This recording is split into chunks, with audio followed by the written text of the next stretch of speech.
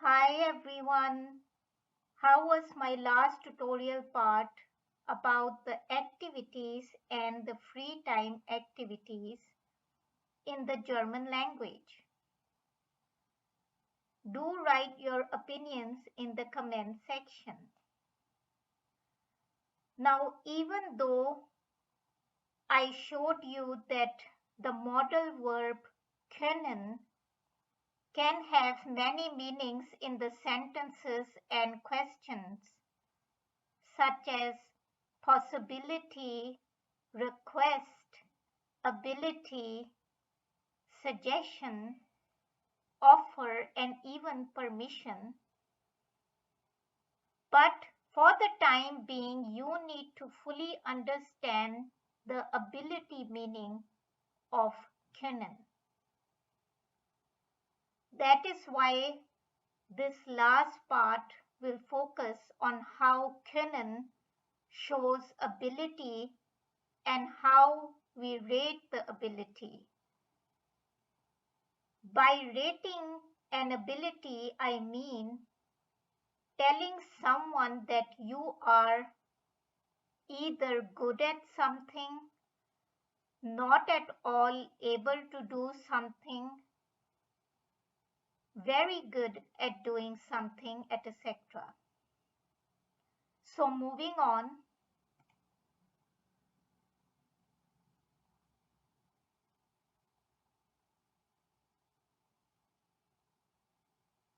to describe abilities is Fähigkeiten beschreiben, where a singular ability is die Fähigkeit. And let us now look at describing the activities or the free time activities that I covered in my previous tutorial part in the German sentences and questions with the modal verb können. In describing the activities, we are actually describing our ability to do these activities when we use the modal verb können with these activities or these verbs. Now we rate an ability to do something using certain words in the German language. So have a look at this scale, and on one extreme side is not being able to do something at all. So not is nicht. But when you want to say that I'm not able to do something at all, then the way to say that is by using gar nicht. And the synonym of gar nicht, or the similar word to gar nicht, is überhaupt nicht. So if I say something like this, ich kann nicht schwimmen, I mean I cannot swim. But I can also say, ich kann gar nicht schwimmen. I cannot swim at all. But I can also say, ich kann überhaupt nicht schwimmen, which also means I cannot swim at all. So when we have the word nicht, you might be thinking why to use gar nicht or überhaupt nicht. Well, actually gar nicht and überhaupt nicht are just stressing the negation by telling someone that you are not able to do something at all.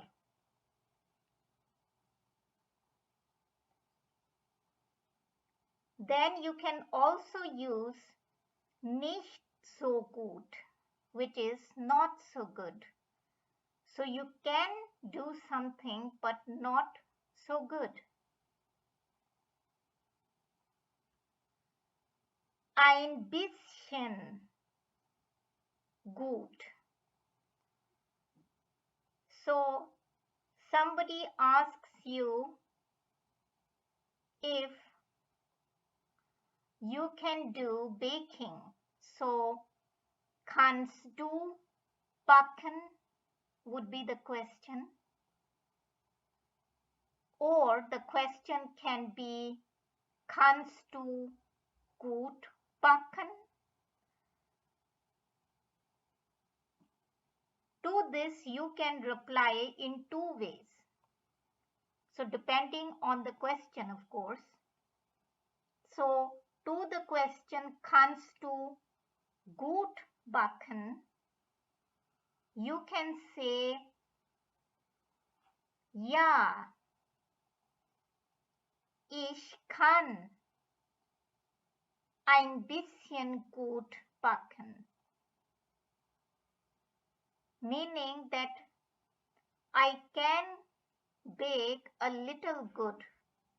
Or someone can ask you, kannst du backen simply, to which you can reply, ja, ich kann ein bisschen backen. So if the gut word is used in the question, it will be better to use it in the answer also. But if it is not used in the question, you can just use ein bisschen and then comes the verb. You can also say ich kann gut backen. If somebody asks you, kannst du gut backen?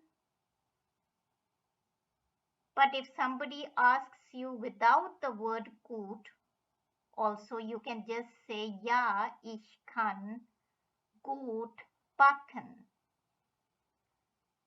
Then you can use sehr gut to mean very good, but you can also go to the extreme and say ich kann toll backen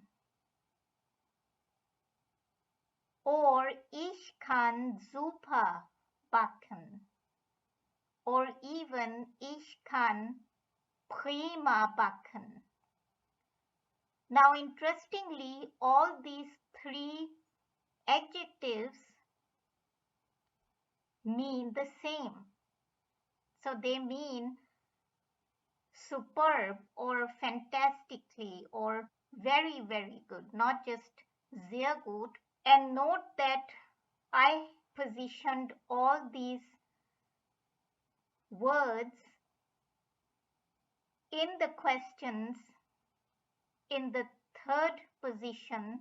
So first came the modal verb, then comes the subject or the personal pronoun, then comes either of these words, then the noun, and last of all, the main infinitive verb.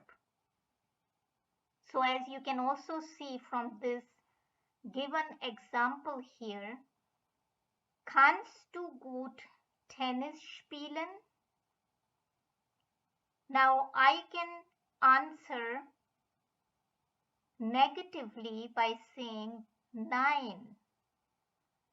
Ich kann nicht Tennis spielen. But then there is another possibility of negating. Nein, ich kann gar nicht Tennis spielen. Or ich kann überhaupt nicht Tennis spielen. Or even ich kann nicht so gut Tennis spielen. So till now I've been using nicht with the words, but another interesting point to note is that you can even negate by using the negation word kein in this case and say nein, ich kann kein Tennis spielen. Now why is it that we can use nicht and also kein with Tennis spielen is because there are certain noun-verb combinations in the German language with which you are able to use either nicht or kein to negate. Now, to better understand this grammatical point, you need to have a look at my tutorial 10 and especially tutorial 10 part 4. Now, if the question is something like, kannst du tanzen? Can you dance? So instead of answering in the negative, I can answer in the positive. So what are the possible ways? So I can say, ja, ich kann ein bisschen tanzen.